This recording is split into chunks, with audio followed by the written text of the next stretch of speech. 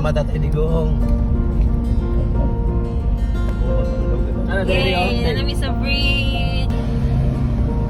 The longest bridge in Mindanao. Thank you kayo Ate Digong. Tatay Digong. Thank you, Digong. Pagpamanta sa words ba? Sa uwing mo ng BI, no? Yay! Pila ka minutes ang pag-ato dito? 3 minutes na ni. 10 minutes? Oh. 3 minutes na sa una rin kayo. 500 meters, you will arrive at your destination. Sa una, sakay pa ng barko, 30 minutes pa. Yan ay pa sa Cebu pa. Unong sila. Wow, hunong sila.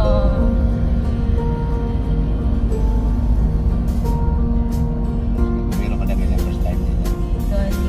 Sige, makulat na yun. Mga nga, papudak sila. Yehey!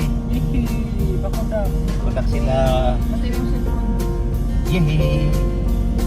You have arrived. Hindi na namin na-arrive. Wow! Oh, nasa Sa tungaan din ay. Dapat tungaan pa na sa mga. Mayroon pa pahinga dito. Okay. Masig bakanti ba?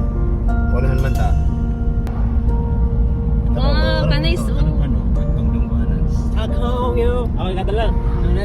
Stuck on you. Walay music. Gonna feeling in it. It's an ocean rose in you.